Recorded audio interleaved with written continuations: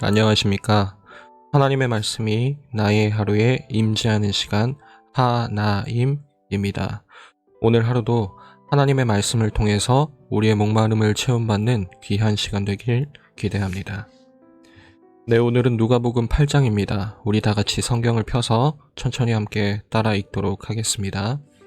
그 후에 예수께서 각 성과 마을에 두루 다니시며 하나님의 나라를 선포하시며 그 복음을 전하실새 12제자가 함께하였고, 또한 악귀를 쫓아내심과 병고침을 받은 어떤 여자들 곧 7귀신이 나간 자 막달라인이라 하는 마리아와 헤롯의 청지기 구사의 아내 요한나와 수산나와 다른 여러 여자가 함께하여 자기들의 소유로 그들을 섬기더라.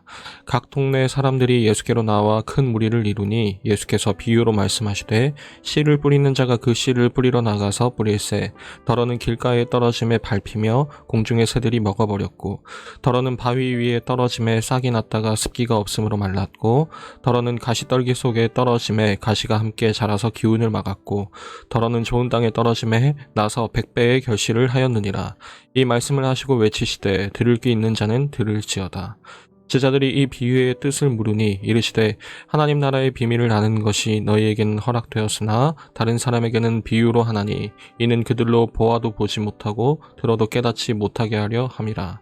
이 비유는 이러하니라. 씨는 하나님의 말씀이요 길가에 있다는 것은 말씀을 들은 자니, 이에 마귀가 가서 그들이 믿어 구원을 얻지 못하게 하려고 말씀을 그 마음에서 빼앗는 것이요 바위 위에 있다는 것은 말씀을 들을 때에 기쁨으로 받으나 뿌리가 없어 잠깐 믿다가 시련을 당할 때에 배반하는 자요. 가시떨기에 떨어졌다는 것은 말씀을 들은 자이나 지내는 중 이 생의 염려와 재물과 향락의 기운이 막혀 온전히 결실하지 못하는 자요. 좋은 땅에 있다는 것은 착하고 좋은 마음으로 말씀을 듣고 지키어 인내로 결실하는 자니라. 누구든지 등불을 켜서 그릇으로 덮거나 평상 아래에 두지 아니하고 등경 위에 두나니 이는 들어가는 자들로 그 빛을 보게 하려 함이라. 숨은 것이 장차 드러나지 아니할 것이 없고 감추인 것이 장차 알려지고 나타나지 않을 것이 없느니라. 그러므로 너희가 어떻게 들을까 스스로 삼가라. 누구든지 있는 자는 받겠고 없는 자는 그 있는 줄로 아는 것까지도 빼앗기리라 하시니라. 예수의 어머니와 그 동생들이 왔으나 무리로 인하여 가까이 하지 못하니 어떤 이가 알리되, 당신의 어머니와 동생들이 당신을 보려고 밖에 서 있나이다. 예수께서 대답하여 이르시되, 내 어머니와 내 동생들은 곧 하나님의 말씀을 듣고 행하는 이 사람들이라 하시니라. 하루는 제자들과 함께 배에 오르사 그들에게 이르시되 호수 저편으로 건너가자 하시매, 이에 떠나 행선할 때에 예수께서 잠이 드셨더니 마침 광풍이 호수로 내리침에 배에 물이 가득하게 되어 위태한지라.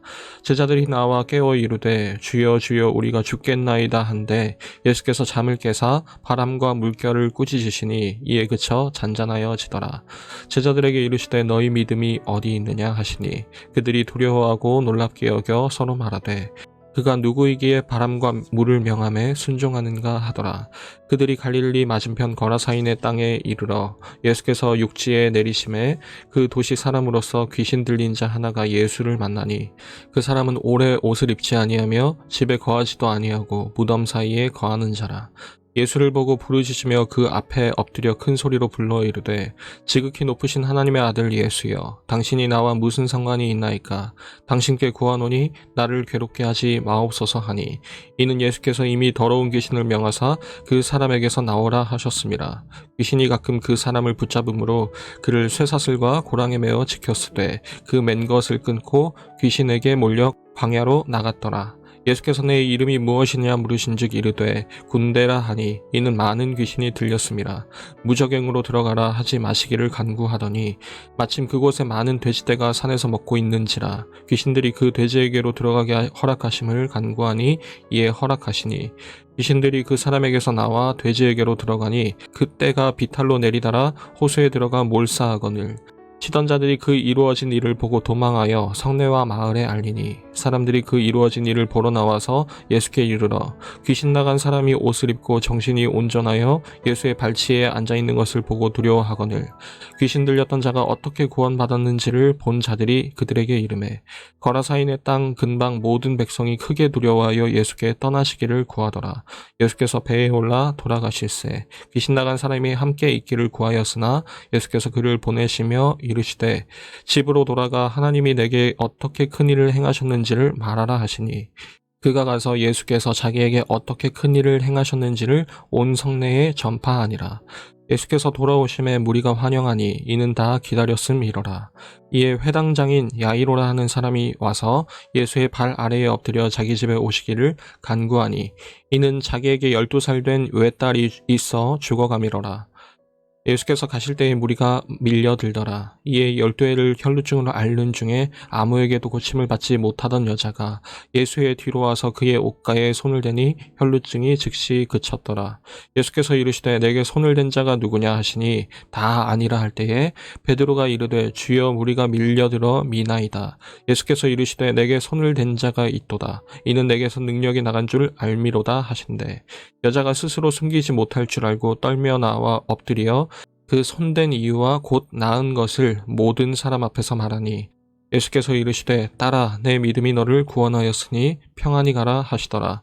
아직 말씀하실 때에 회당장의 집에서 사람이 와서 말하되 당신의 딸이 죽었나이다. 선생님을 더 괴롭게 하지 마소서 하거늘.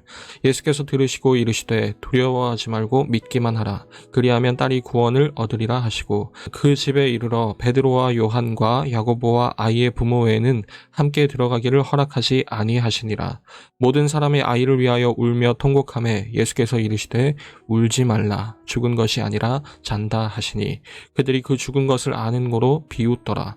예수께서 아이의 손을 잡고 불러 이르시되 아이야 일어나라 하시니 그 영이 돌아와 아이가 곧 일어나거늘 예수께서 먹을 것을 주라 명하시니 그 부모가 놀라는지라. 예수께서 경고하사 이 일을 아무에게도 말하지 말라 하시니라. 여러분, 우리는 지난 7장까지는 제자들이 거의 존재감이 없다시피 했다면 오늘 8장에 이르러서는 조금 더 진일보한 그런 모습을 보여줍니다.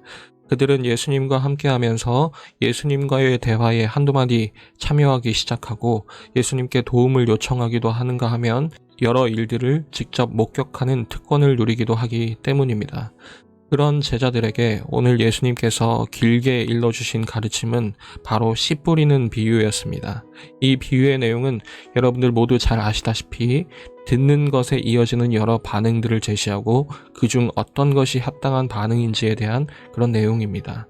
그런 면에서 오늘 8장의 내용은 예수님께 들은 것, 예수님께 들은 그 하나님의 말씀, 예수님께 받은 것에 대해서 보여야 될 참된 반응에 관한 내용이겠죠. 그런 관점을 우리에게 누가는 제시한 채로 그 다음 바로 이어지는 이야기가 무엇입니까? 바로 폭풍을 잠잠하게 하시는 예수님의 이야기입니다. 여러분, 이 장소의 배경이 되는 게네사렛 호수는 특별히 누가복음에서 좀 더 우리에게 친숙한 장소입니다. 바로 베드로와 몇몇 제자들이 그물이 찢어질 정도로 많은 고기를 잡았던 그 기적을 체험했던 장소, 예수님께서 그들더러 가르침을 주시고 또 나를 따라오라고 하셨던 장소, 바로 그 장소에서 오늘 사건이 일어나고 있는 것입니다. 여러분, 5장에서 이미 언급됐던 중요한 장소라는 점 한 가지와 그리고 방금 예수님의 비유로 우리에게 제공된 그 관점, 여러분, 우리는 이 이야기에서 무슨 강조점을 발견할 수 있을까요? 아마도 꼼꼼한 친구들이라면 여기서 한 가지 특별한 점을 찾을 수 있을 것 같습니다. 그것은 바로 두려움에 빠진 제자들을 향해서 예수님이 던지시는 질문의 독특함입니다. 누가는 이렇게 기록하고 있죠. 너희 믿음이 어디 있느냐 라고 말이죠. 참 이상합니다. 마가복음에서처럼 믿음이 작다거나 혹은 믿음이 없다거나 믿음을 좀 가져보지 않겠느냐라고 예수님께서 말씀하시는 게 아니라 마치 이미 너희에게 믿음이 있는 걸 전제하는 것처럼 너희 믿음이 지금 어디 있느냐라고 물어보신다는 거죠. 여기서 우리는 믿음에 대한 이해를 좀 짚고 넘어가야 할 필요가 있을 것 같습니다. 우리는 대부분 믿음이 일종의 무조건 반사처럼 작동한다고 생각하죠. 우리가 믿음을 가졌다면 폭풍이 닥쳤을 때 저절로 믿음이 생길 것이라고 생각하고 만약 그렇지 않다면 믿음이 없는 거라는 생각을 하죠. 그런데 예수님은 그런 반응을 보이는 제자들, 마치 믿음이 없는 것 같은 그런 반응을 보이는 제자들을 향해서 믿음이 없다고 말씀하지 않으셨고 오히려 너희 믿음이 지금 어디 있느냐, 지금 그걸 꺼내 보여라 라고 말씀하시는 겁니다. 이 이야기의 마침은 제자들의 이런 반응으로 끝이 납니다. 그가 누구이기에? 라는 그 질문 말입니다. 하지만 이 질문이야말로, 이런 관점이야말로 애초에 먼저 나왔어야 될 반응이 아니었을까요? 그러나 제자들은 예수님을 향한 시선 대신에 폭풍을 봤었습니다. 그들은 폭풍이 다가오니까 예수님을 향한 그 관점, 그 시선, 즉 예수님이 누구이신지, 그가 죽은 자를 살리시고 가난한 자를 부욕해 하고 우는 자를 웃게 하실 그 자유를 베푸시는 분이라는 그 관점과 그 시선을 잃어버린 거죠. 그걸 예수님은 지금 제자들에게 이렇게 묻고 있는 겁니다. 지금 너희 믿음이 어디 있느냐? 그렇다면 아마도 지금 예수님이 말씀하시는 이 믿음이라는 것은 내가 알고 있는 예수님을 바라봄이 아니겠습니까? 이어서 나오는 모든 이야기들은 다른 종류의 폭풍을 만난 자들에 대한 에피소드들일 것입니다. 거라사 지방의 군대라는 귀신 들린 자의 이야기, 12해 동안 혈루증을 앓던 여인의 이야기, 회당장 야이로의 죽은 딸 이야기, 그들은 모두 그들이 해결할 수 없는 폭풍 한가운데서 죽어가고 있던 자들입니다. 제자들이 모두 풍랑 가운데서 주여 주여 우리가 죽겠나이다 비명을 질렀던 것처럼 이들도 지금 비명을 지르고 있는 것입니다. 특별히 회당장 야이로의 딸 이야기는 더 절박하죠. 지금 어린 소녀가 죽어가고 있습니다. 골든타임이 정말 얼마 남지 않았습니다. 그런데 예수님께서는 도중에 아픈 여인을 만나서 시간을 지체하시죠. 그리고 집에 도착하자 그 소녀는 누가 보더라도 이미 가능성이 사라진 뒤였습니다. 그런데 예수님께서는 마치 나인성 과부 이야기에서처럼 그들에게 이렇게 말씀하십니다. 울지 말라. 그리고 그 폭풍 한가운데서 주님을 보게 하셨습니다. 여러분, 폭풍 한가운데서 방황하는 그런 자들에게 주님께서는 그들의 시선을 돌려놓으셨습니다. 주님을 바라보게 하셨고 그 순간 폭풍은 끝이 났습니다. 그리고 그 순간부터 그들 모두는 예수님을 보는 자, 즉 예수님의 목격자, 예수님의 증인들이 된 것입니다. 오늘 동일하게 예수님은 우리에게 이렇게 질문하십니다. 내 믿음이 지금 어디 있느냐? 여러분, 지금 우리의 시선은 어디를 향해 있습니까? 예수님의 눈동자에 우리의 시선이 향해 있습니까? 아니면 예수님의 눈에 비친 우리의 욕심 어린 눈빛을 보고 있습니까? 사랑하는 우리 중고등부 여러분, 우리 삶에 폭풍이 다가올 때 우리의 믿음이 헛되지 않게 해달라고 기도했으면 좋겠습니다. 우리에겐 이미 주님이 계시고 또한 주님께서는 우리에게 믿음 또한 주셨습니다. 우리는 믿음이 없는 자들이 아닙니다. 우리는 이미 믿음을 갖고 있습니다. 우리가 거대한 폭풍을 만났을 때 그때 주님이 우리에게 내 믿음이 어디 있느냐 그렇게 물으신다면 우리에게 이미 주어진 그 믿음, 주님을 바라보는 그 시선을 우리가 꺼내 보일 수 있었으면 좋겠습니다. 그런 인생이 되었으면 좋겠습니다. 매일 저녁 9시 하나님의 말씀이 나의 하루에 임재하는 시간, 오늘은 이것으로 마치도록 하겠습니다. 모두들 평안한 밤 되시기 바랍니다.